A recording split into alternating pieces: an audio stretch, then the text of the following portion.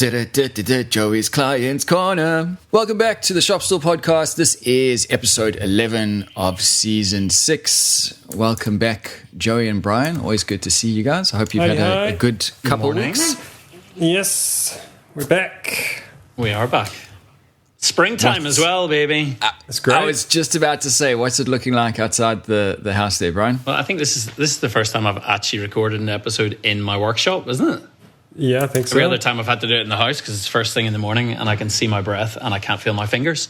So yeah, today is very You're pleasant. actually right. Do you know that just messed with my head, because for a second there you were back in Melbourne. Yeah, right. And I was just like, he's in his old workshop. Yeah. But yes, of course. That really does look like the old shed on camera. A little bit. The cladding's a bit different and it's a bit smaller, but Yeah, wow, yeah. So good. It's a beautiful space. It's still a nice size space. I think a lot of people would be envious of a space like that to work in. I just gave the worst audio tour of my workshop ever just there, just panning the camera around for the guys to see. Yeah, what is it? It's 9 meters by 6 meters. It's great. So it's usable. So a classic double garage. Classic double garage. But yeah, it's in this climate, like now it's starting to warm up a lot nicer. I've realized how much I enjoy actually just working in a hoodie. Yeah. Like I actually reckon I prefer working in a hoodie than just a t-shirt. Oh, right. I like the extra protection from it. I like not getting splinters on my hands and my wrists, or my wrists and my arms as much. So yeah, looking forward to taking a layer or two off and just being in my hoodie and a t-shirt for spring. But exciting news, my building permit is approved. Whoop. So Nice. I got through all the construction white card nonsense. Don't use a hairdryer in the bath, all that kind of useful information. And then had to go. So once you get that in Victoria, you then have to apply for your owner builder permit, which requires a ton of stuff. And they say it can take up to 40 days for your application to be processed. And I was like, shit, this is going to push on till November then. And my shed's going to be sitting there in a kit wrapped up, potentially getting wet and damaged. But the owner builder permit came through in 4 days. No way. Oh, cool. So That's crazy quick. yeah, crazy quick. So the council thing was really fast. The council approval was like 4 weeks. This was 4 days, but it's just all the in-between stuff with the white card and waiting for a physical white card to arrive at your house. Do you think that's a symptom of just a smaller local council, like as opposed to Melbourne where there's thousands and thousands of people? Or Potentially. The funny thing is my council isn't Ballarat Council. My council is Moorabool, which is a huge area which goes all the way to Melton, which is sort of on the fringes of Melbourne. But yeah, I just don't really know. But so it's exciting. So shed is still due to arrive mid-September, but it's just trying. I mean, in my days in architecture, like I never really did much construction management, like project management of the jobs. I was more design development, detailing, and then I would go in and do defects. So it's been interesting, like getting trades aligned and getting quotes back. And I mean, we spoke about that $35,000 concrete or $32,000 concrete quote. So we finally got one in that was sensible. So we're about 13 grand for a slab. nice. Oh, wow. That's a lot less than a lot better. And it's a guy who's Yeah. actually built one of these, the exact same kit shed for himself before. Oh, man. So Nice. there's a few little tricky bracket details, like they've got to be cast into the piers, and you get those wrong, and then your shed won't go up. Yep. So I'm glad he's done it before. So about 13 grand for a concreter. We're probably looking at about 5 grand in Sparky bills, getting the new switchboard in. Then lighting, I still haven't decided on. We're about 30 grand for the shed kit and about another 3 grand in permits and fees and stuff. Cool. So right. all up, we're probably going to be about 65. Like that. That's bloody good, Yeah. actually. Yeah. And there'll be some extra bits and bobs that that'll come up, but like that's a bloody nice under $100 for a big shed. That's good. I'd love. I mean, I don't know where my budget's going to run out, but I'd love to obviously do some fit out on it as well. Get some there'd be cabinets and things, but I was actually planning on separating the machine shop from the workshop. Yeah. Trying to screen that off. I don't know. That might be something that happens down the line, or something that I say will happen down the line and never happens. But yeah, it will never happen if you don't do it before you move in. So, but yeah, it's just really exciting. Like, it's interesting to put those figures into perspective. So for that price, you've got a brand new shed, everything built. And they often talk about how building new is a lot cheaper than renovating. Yeah. Right? So my workshop underneath the house, now admittedly I did a couple of other things with that. I leveled out the flooring system of this high-set Queenslander. So the ceiling of my workshop was essentially adjusted. And they built concrete block around the underneath of the house and put in some new steel posts. That came up to about 35 grand. Yeah. And that's all they did. There's no concrete slab. For that kind of work. Yeah. So if I doubled that, I could have got myself an entirely new workshop, twice the size. Yeah. That was always the thing. Like, and when I saw this garage space on the property, I thought about it, and I got a few quotes in, and it was going to be about 35, 40 to insulate it, to make it usable in wintertime, and to extend into that carport. And when I look at it, like, if I was going to be spending 40 grand on that, and it's still not perfect, the ceiling's really low, like the workflow area, like, it's just not what I was used to. So the building new just became, everybody that I spoke to was like, just do it, you won't regret it, just do it. So we're doing it. That's crazy. Exciting.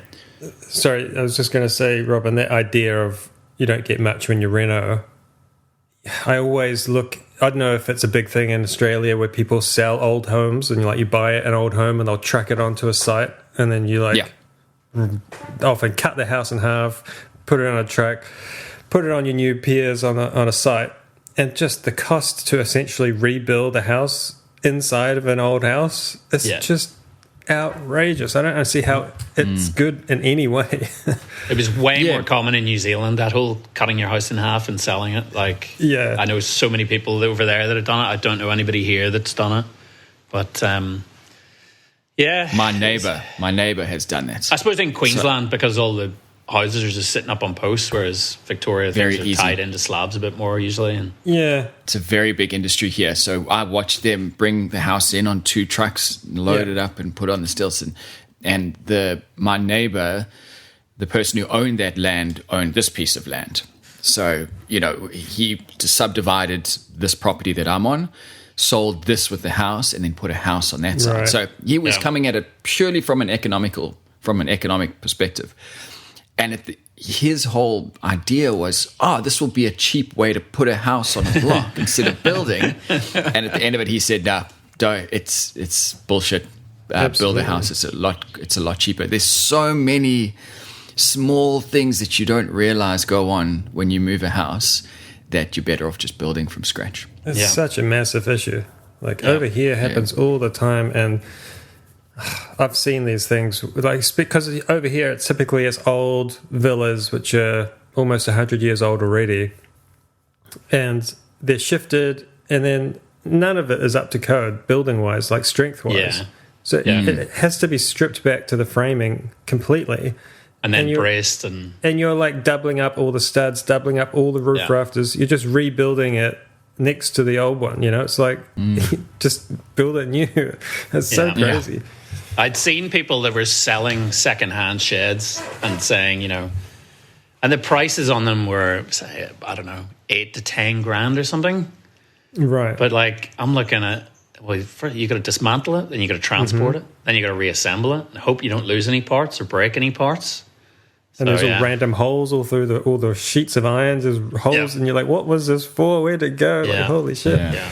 Yeah. So it's really exciting, but I got one big job I've got to finish before I get in there. I've got to do a clover table in this little workshop. You got to do another one. Oh, man. So that's going to be fun. Because you had issues with getting certain parts of the legs done before the temperature dropped, I think it was. Yeah. Have you got the reverse problem now? Before it got too warm was always the problem. Too warm, right. So I should be right. Like, I'll get the stock all done in the next 3 weeks is the plan. Yeah, cool. Yeah, and then get them through to like butter, and shouldn't be having any hot days before November in Ballarat, I wouldn't think. Yep. Just going back to your white card story, one thing I wanted to ask about this, because I've looked into this in the past, the whole owner-builder thing. I think it's a great idea. I wish it was more popular. And that all came to a grinding halt when I realized that your permit is for your project. Yeah. So you have to do it only for that project. Yeah. I just assumed you could be an owner-builder and then just start working on your house. No, I don't. Okay, I'm just speaking about Victorian, so don't ask me. I don't know. It's the same here in Queensland. It is the same. So the owner builder here is one project in 5 years is what you can do with it. I think it's there, And then your cap is 16,000 is classified as a job that requires a building permit. Oh, interesting. Oh, okay. I didn't realize it was 16 a cap. grand, Okay, so, and then there's volumetric sizes as well. Like there's a certain floor area that you can, if it exceeds that, but it's under 16 grand, I think you do need a building permit. So now you've got a building permit because yours is obviously over 16 grand. Yeah. Does that mean now that you have to be hands off and you just project manage, or you can still actually do the building? I can do some of the building if I want. I have got a guy who's going to put the frame up for me and concreting. I'll be doing a little bit of it, probably a little bit of the assembly, and then I'm just going to, because I'm now going to be tied up with work as well, it kind of makes sense for me to actually just get the shed happening while I'm working on that clover table. As opposed to trying to... And I'm trying to do sort of small reno projects around the house at the same time and see my kids. Cool. So, But then what's the benefit then of getting that? So the owner-builder in this case? Basically, it cuts fees because you're doing the construction management of the project. So you're responsible for the insurance of the site, effectively. Like you have to lock it down. You have to manage all the trades. Whereas if you're giving that to a builder to do, they're going to charge, I don't know, 6-7 grand more. Right, okay. Yeah. Okay. And does that mean you are responsible for the legalities of the building, making sure everything's, or essentially signing off that everything's being built to code? So you still have to have a building surveyor come and inspect. Yeah. So they'll inspect after the excavation's done for the slab. Yeah. Before the slab is poured, and then when the framing is up, and then upon completion to give you an occupancy permit. But if there was a problem, say, down the track, they would look at who the builder was and say, oh, it was Bryan, you're responsible. Correct. Yeah. Okay, cool. Yeah. And then it would be up to me to pursue a warranty claim or a negligence claim against the builder based on the contract that I've signed with them. Through your insurances? Yeah. Yeah, okay. Yeah. But now, having done all of that, the paperwork that's involved, do you think it's a good idea for everyone out there to take this on, get an owner-builder permit on a per-project basis? Or are you only really doing this once or twice in your life? Well, if you're doing it every 5 years, I would, the white card is for life, so I don't have to go and do all that side of things again. It's really just I wasn't quite aware of the order of things.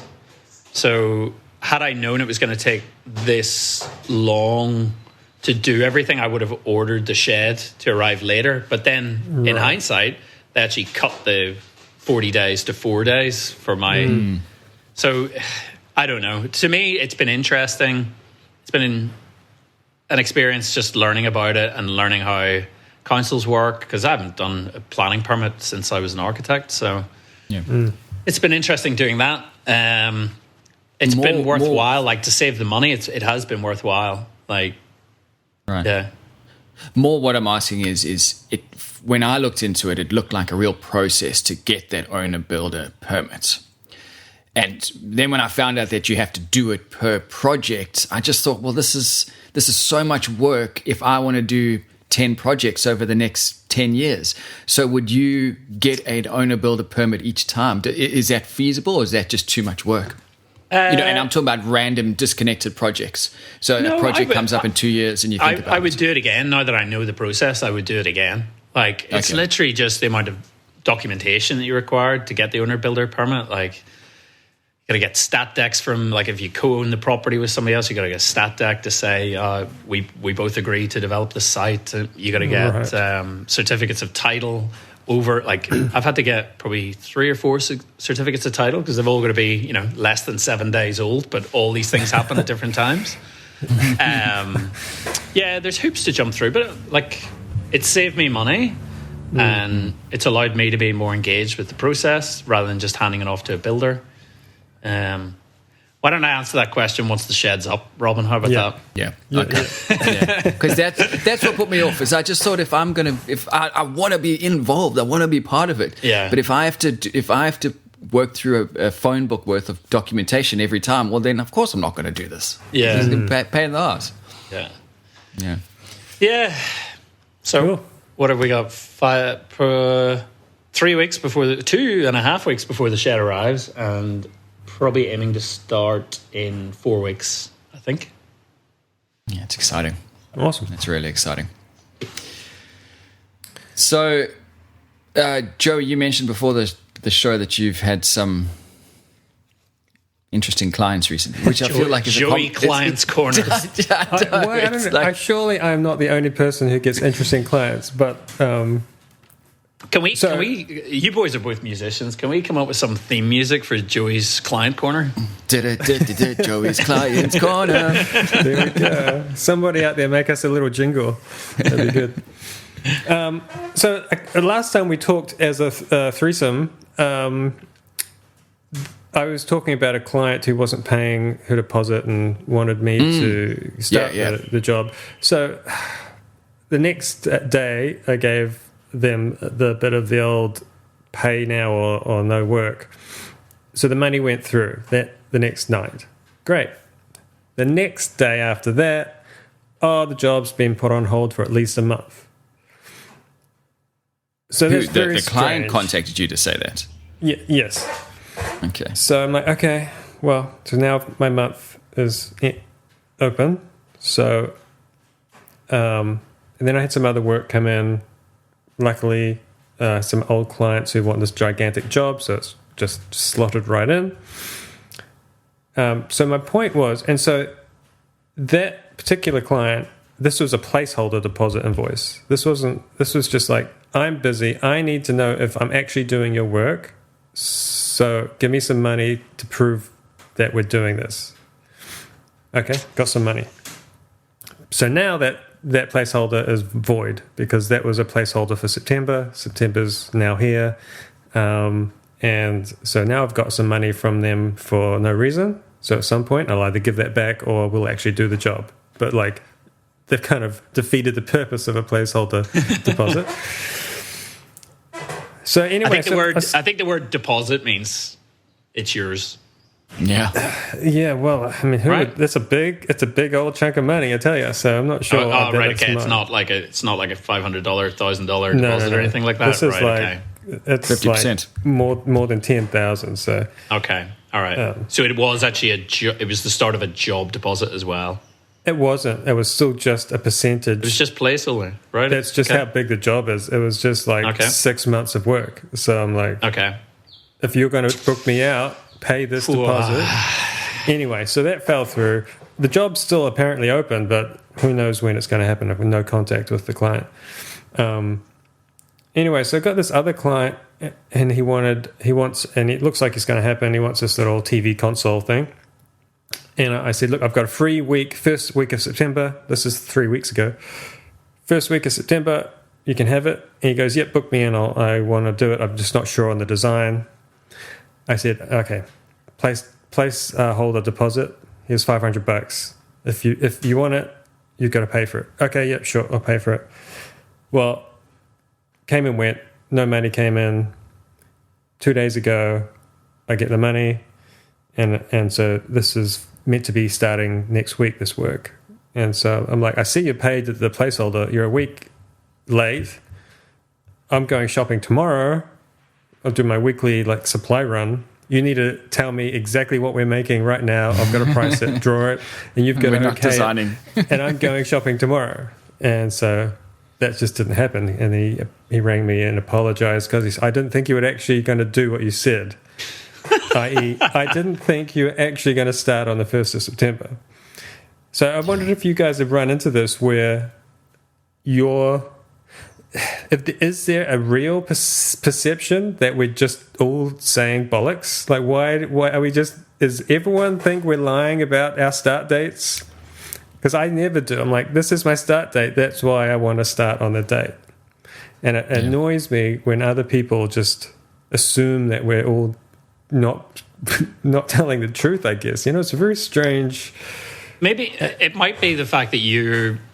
Like when you're working on cabinetry jobs and kitchens and things like that, maybe they're tying you in with being in the building trade, obviously, rather than being the makery side of things. Maybe, yeah. Yeah, I don't... But I mean, this particular job is essentially a freestanding piece of furniture. It's just a TV console. It's just like a little TV console. And it's just like, I've got this week. If you want it, book me out. But... it's pretty strange. It's happened to me a couple of times where I've said, I'm going to be finished on this date. And then the date comes and they're like, oh, we didn't think you'd get it done so quick. And I'm like, I told you I was going to get it done on this date. Like, what do you want? It's a strange... Isn't it funny how a few episodes ago we had a topic similar to this where I was talking to you guys about deadlines and how from my perception, and I said, Bryan, for you, it looks like you wake up and if you don't feel creative, you just don't work on it. So, from a woodworking perspective, you have this, or furniture making perspective, there's this idea that we are creatives. Time is but an illusion, and we work when the vibes are right. And I wonder the stars align. Yeah. And there it is. I mean, that's coming from a furniture maker. That's how I thought the industry worked. Yeah, interesting. There's so many different ways to operate a business. Like, I think Joey's is probably like the most successful.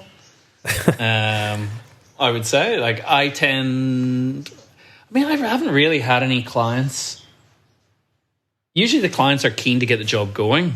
Yeah. So they're keen to pay the deposit to get their spot in the queue. Yeah. So I don't think I've really had to chase somebody for the deposit payment. I've had to chase a few for the completion payment. Yeah. Because I tend to have a pretty good relationship with my clients. I will deliver the piece and then say, pay the 50% within 7 days. Yeah. Absolutely. So there's been a few that have maybe ticked over that 10-day mark, 14-day mark, and I just give them a buzz, and they're like, oh, sorry. But, like, I've been paid for the job, so I'm not out of pocket in terms of the materials and things like that. So that's okay. It's just obviously the 50% at the end is the bit that you pay yourself from, usually. Yeah. I would never chase a deposit invoice, because to me it's like... If they want you... come get you. Yeah. But for me, it's when there's in this particular case, this is my chunk of time I can give you, otherwise I'm booked out. Here's the deposit invoice, which is given you to a couple of weeks ago. And then there's a date on there, because you have to put a date on the invoice. And for deposit invoices, I don't really care about the due date, because it is what it is. If you pay it, you pay it. So if you let it lapse, that's up to you. But if you then pay it and then say, I still want everything to go ahead, it's like... on the timelines that you on that stipulated. same timeline, it's like, well, now you've now got to move your ass and get all your ducks in a row, because this has got to happen right now. Have you ever had to nudge a price, Joey, based on a deposit date being missed? How so? Like, say there's been a material price rise in the financial year or something like that, and somebody comes back, they miss the deposit payment by 4 weeks or something like that, and they come back to you and you're like, wow, actually it's now another $1,000. A few times, actually, right after COVID, and the prices of materials just every week, it was up and up and up, and it got to the point where I said, this price is valid for this week. Yep. Or I would this say week, it's like Zimbabwean dollars, isn't it, when they got printed with the expiry dates on them? I would say this price is valid unless there's an undue price rise by my suppliers. Like if they put the price up $2, whatever, I'll eat that. But if they put the price up like cedar, 250%, I'm going to say, hey, hold on, this job's now this much. I can't eat that. So tough. It did happen. That's a tough conversation to have with a client sometimes, though, right? Yeah, but I mean, I could just literally show them this week's price list, last week's price list, and say, you do the math. So this is not, I'm not a charity, so or we change materials a little bit in that time. I haven't had to do that since, for the last probably 2 years, where everything's been since fairly that crazy 2021. Yeah. So, like materials in New Zealand, like all the plywood and the gyprock stuff that was going on, that has stabilized. It's stabilized, and some hardwoods are coming down in price. It's pretty good now. Oak is still ridiculous, but everything else seems to be settling. The cost of plywoods is settling, but still high. But there's no increases. There's almost no increases. So wait till you tell your grandkids about the great plasterboard shortage of 2021, where it's like $100 sheets. Oh my god! If anything, that client is probably going to be singing your praises to his immediate connections. The fact that this guy is so in demand that he can't get, he can't slot me in, and B, that he did stick to his time frame. So unlike the rest of the bozos out there, he's a businessman. I run into it all the time with completion deadlines. I mean, all the time. Every installed kitchen thing is the builder says, this is the date. I'm like, great, I'm ready. And they're like, oh, we're 5 weeks away. And you just expect it in that industry. You're relying on other trades, right? Absolutely. And and you should expect it, but it is interesting that there's just this built-in, we're not actually telling the truth. Everyone knows that this is just a fluid thing and no one's giving any hard dates. And it's annoying. We spoke ages ago about you potentially loaning or buying a shipping container, right, for your property? Yeah, I've got one, yeah. You got one? You bought one? Yeah. Or you rented it? I rent it. You rent it. So at least now you're not in a situation in your old workshop where if you do get caught with a kitchen job or something like that, it doesn't take over your entire workshop. It doesn't. But right now, I've got my container full, waiting for builders because tiles had to come in from overseas. And my workshop is full with another kitchen because they're also waiting for storms to pass or whatever. And so I'm completely chocker, waiting to install 2 kitchens with another 2 in the books about to start. Jesus. And I'm like, I got nowhere to put this shit, but I got to start doing some work. So I'm about to start using my spray booth as storage. Time to get another shipping container. Yeah, I'm thinking about it. I did think of you guys the other day. This that silky oak table that I've been building over the last few weeks, the client said to me he couldn't pick it up. Can I hold it for 2 weeks? And it's not a big deal because I could just lean it up against my wall. But I just thought I better not tell Joey or Bryan or they're going to shit me out for storing something without charging. I saw that on your video and I was like, okay, whatever. That happens. Tabletops, you got to store it for a week or whatever. But that tabletop, I mean, have you still got it? Or no, it's gone out.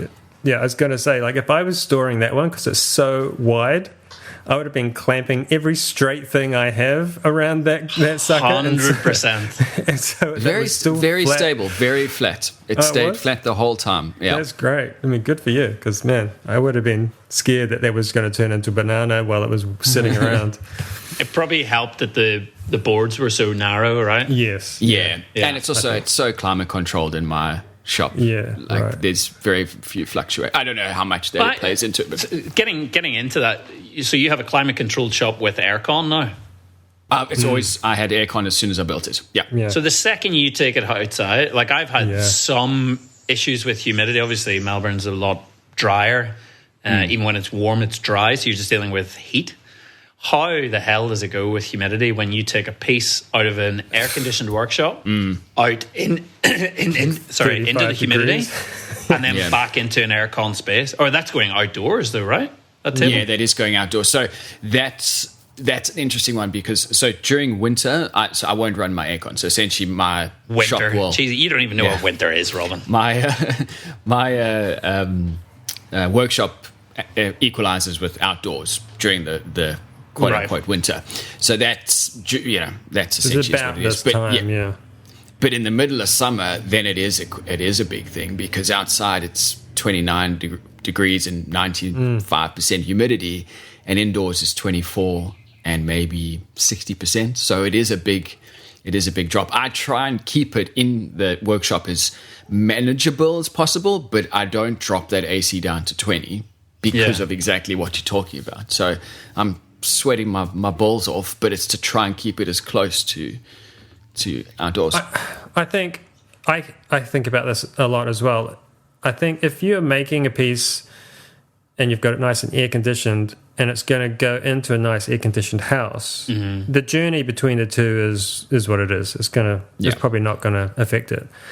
Do you ever ask a client, or would you? Maybe you should. Is your house air conditioned? Is it always roughly the same, or do you not have it? Like if you build a chest of drawers in your air conditioned workshop and it's going to an unconditioned house, if there are such a thing in the area, that has got massive potential for problems, isn't it? Yeah, and you'd be surprised how many people don't have AC up here. It blows my mind that someone can. There are people. My in-laws, they've got one for their bedroom. All the living spaces are just. So it's just tropical airs, like hardcore just tropical, steaming hot in the middle of summer, and they use a fan, and that's it. So you almost solid timber could be really problematic when you build it in pretty dry conditions. Yeah. So it's that thing when you put finish on a timber, it basically locks the moisture in. Yeah, so whatever. Somewhat. I mean, to an extent. To a degree, yeah. But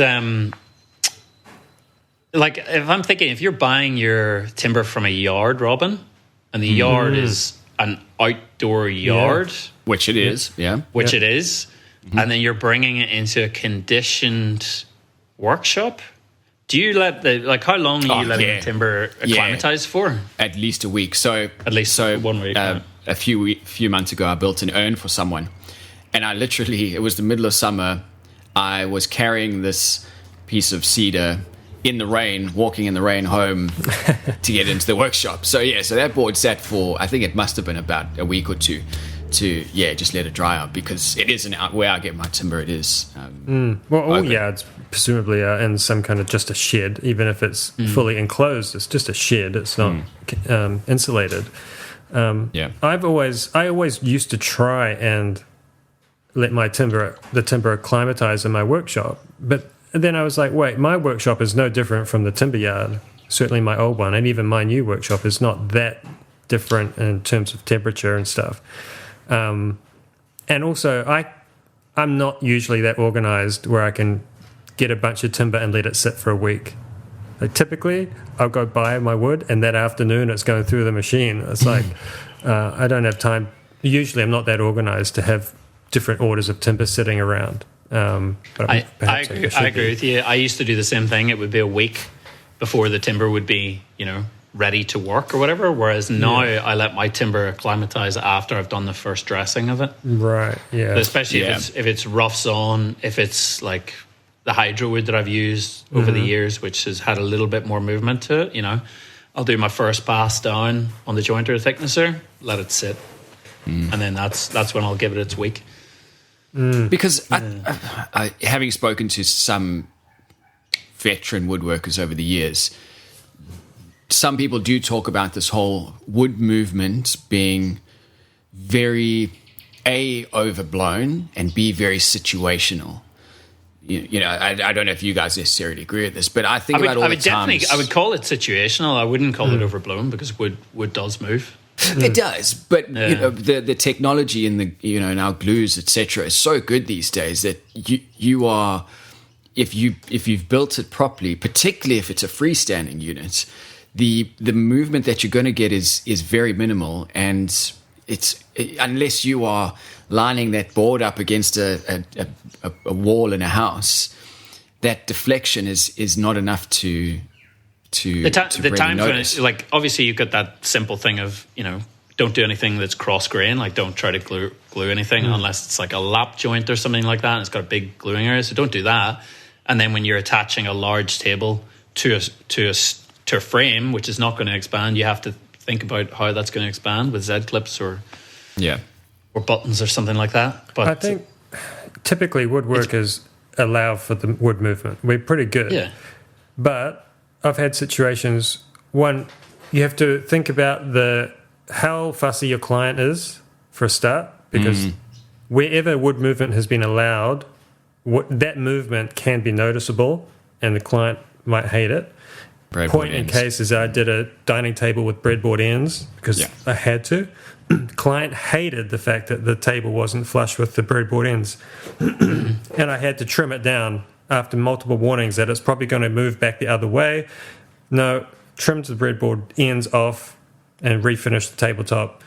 I think, she either shifts house, it's going to swell back up again and it's not going to be flush anymore. So that's a really prime example of doing the right thing, but the education from to the client or even the client's willingness to accept the reality is not necessarily there. So, like the breadboard ends thing, like I have only done one table that's had a breadboard end in it before, and I reckon most clients are happy to have a slightly wavy edge on a table, depending on what the cantilever is back to the frame. If the frame is flush with the end of the table, dead easy. Buttons and it will stay flat. But I reckon the ones that I've had a cantilever of like a meter or 1200 or whatever it is. Yeah. Well. Some I have put steel channel in the underside. I don't know whether it's actually done that much. I reckon the pulling force of most timber, if it's going to bow, it's going to bow. I don't know whether that steel channel is going to do much unless it's really thin timber, and then I think the steel channel can make a difference. But I think most clients will put an onus on the aesthetics of the piece. So like you're saying, that shrinkage to the breadboard end. But I don't think they like the cross grain look of having a cap on the end of the table. Yes, I agree. I would typically, these days, if I had to make that same table again, I would have put steel under it rather than the breadboard end. There was a huge cantilever. It was a mess. It was like essentially a pedestal table with a giant square tabletop on it, and a solid walnut. And I was like, I'm not going to have this turn into a potato chip. I'll put breadboard ends on it, but I should have probably just put steel in it underneath it. Yeah. Or you just say, right, it's going to be a torsion box and use a decent thickness of Shop Stool veneer. And that's interesting because at that stage, that was beyond me. The breadboard ends was the limit of my knowledge or skill set. And before that, I probably wouldn't have even done the breadboard ends. I would have just said, glue up some bits of wood and it will be fine. And it probably would have been fine. But, you learn more and you experience more. And so you go through these stages of learning a new technique and implementing it. And then you can weigh up with some facts behind you. Was it worth the effort? How did the client receive it? And you start learning this. You get this kind of toolkit of yes and no activities. I've got we talked about this. I think we talked about it on Instagram. I was the desk that I'm working on now. I talked to you, Joey. We talked about putting in a rail because it's a 2 meter wide. So after all that, the tabletop is a 2 meter long tabletop. It's 26 mil thick. There's a rail it's 600 wide. There's a rail at the back of that which holds a lot of the weight. On the front side, there's no rail, and it's held up perfectly fine. Yeah, great. So this is now there is a bit of deflection, but this is something that I had to specifically say to the client: this deflection is going to be there. There's nothing we can do. So again, it's that getting that client just on board with the fact that sort of, I guess, movement in this case and we're at is going to be there. We're at the limits of physics, like something's going to be. And I specifically said to her, you don't want to, and you can stand on it because I've stood on it and it's fine. Yeah. But I've said to her, you just don't want to be using this as a scaffolding. Yeah. It's a desk.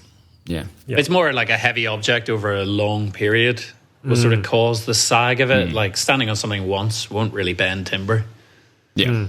Especially at 26 mil thick, like so long as the frame's strong enough that the legs don't splay outwards. But yeah. That's a topic for our next episode, this bench, this desk, because I want to talk to you guys and potentially lose a lot of credit. But we'll save that for next episode. I think I know what cliffhanger. you're going to talk about because I've seen a picture of it. Yeah. But we'll save it. We'll get into that next episode, yeah. All right. Cool.